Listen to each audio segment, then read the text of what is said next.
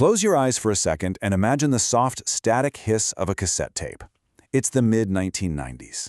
Today we're taking a step back from our usual data-driven explainers to look at something just deeply human, a memory completely frozen in time.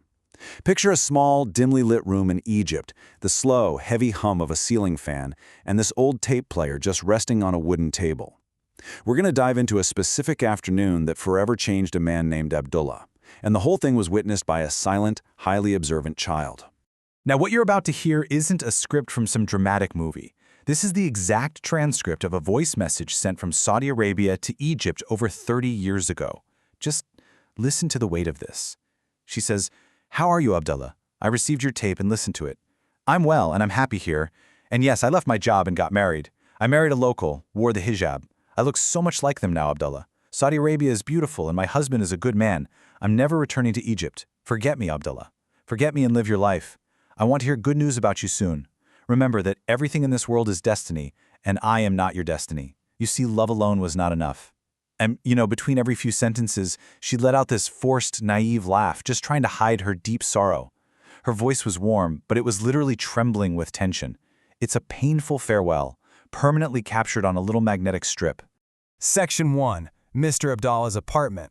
To really wrap your head around the impact of that tape, we have to remember what correspondence was actually like back then. It was deliberate. You either sent a handwritten letter or you recorded your actual voice on a cassette tape and mailed it across borders. The physical tape itself held this immense emotional weight. Anyway, Abdullah lived in a small, modest apartment that he shared with his elderly, ailing mother. And despite their limited means, this place was impeccably clean and highly organized. Imagine faded sunlight just filtering through these slightly open wooden shutters, casting long shadows across the room. There's a slow-moving ceiling fan, barely moving the quiet, heavy air. And in the background, there was always the low volume of a Quran broadcast playing on the radio. It was a good, pure home. And sitting in that room with Abdullah was a young second-grade boy who had just come over for tutoring. That observant little boy was me. Back then, Abdullah was known around the neighborhood as Al-Ustadh, which means the teacher. But he wasn't a formal teacher with an education degree.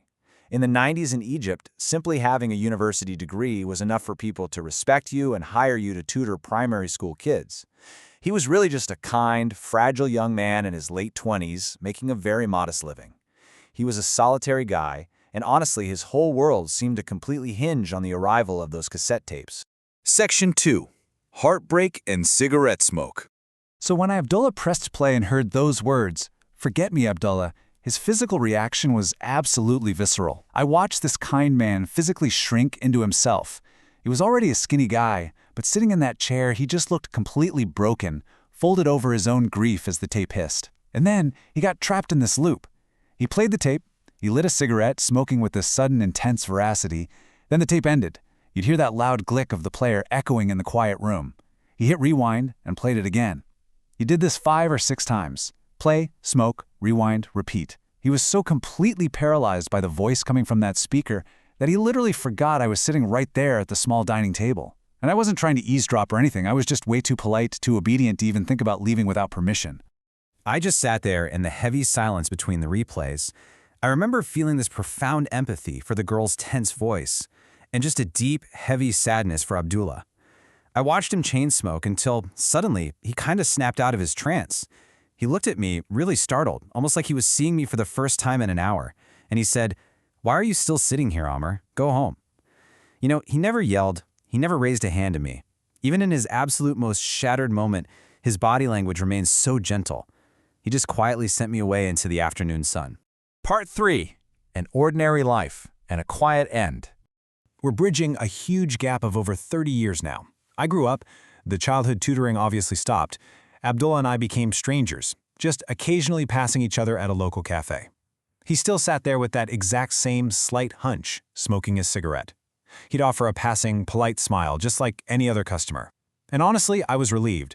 I really didn't want him to remember me, to feel the embarrassment of that incredibly vulnerable afternoon we had shared. And then, just recently, I saw an ordinary obituary on Facebook. One of his friends had posted it.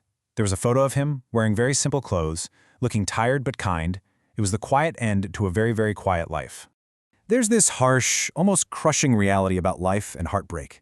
We all buy into this romantic myth that Great emotional tragedies turn men into legendary poets, or that they die dramatically of a broken heart. But reality doesn't work like that. The painful truth is that life simply goes on. Abdullah worked a completely ordinary job that had nothing to do with his university degree. He married an ordinary woman, had ordinary kids, and sat at an ordinary cafe smoking an ordinary cigarette. Time relentlessly grinds down our greatest emotional tragedies into mundane daily routines, until, eventually, a person is just a simple man who passes away quietly. Section 4. How does love survive through memory? You know, listening to all this, it really makes you wonder about the other side of that tape. If she were just randomly scrolling on her phone today over in Saudi Arabia and saw the news of Abdullah's death, do you think she's deeply sad, or is it just a passing, ordinary sadness for her now? That's a great question. Honestly, I think it's a quiet sadness. It's a sadness from an old, closed place inside her that probably hasn't been opened in decades. The scent of that memory definitely remains, but her life fundamentally moved on. She probably isn't filled with this consuming, dramatic regret, but I believe, without a shadow of a doubt, that a tiny part of her will always remember that skinny, broken young man in his modest apartment, the man who listened to her voice like it was his absolute last lifeline to the world. Because when you think about it, the real philosophical core of this memory is this. Abdullah died genuinely thinking his heartbreak was entirely his own, that it was completely lost to time. Yet her warm, tense voice, his shrinking posture, the slow rhythm of that ceiling fan, the thick cigarette smoke, the faded sunlight, all of it was perfectly, permanently engraved in the mind of the silent child who witnessed it. He left a massive emotional footprint without ever even knowing it. Love doesn't always survive by ending happily, or even by ending completely.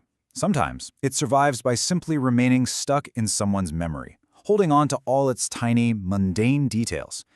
It really makes you wonder, what ordinary heartbreaks are you carrying around in your memory right now, keeping alive for someone who thinks they've completely faded away?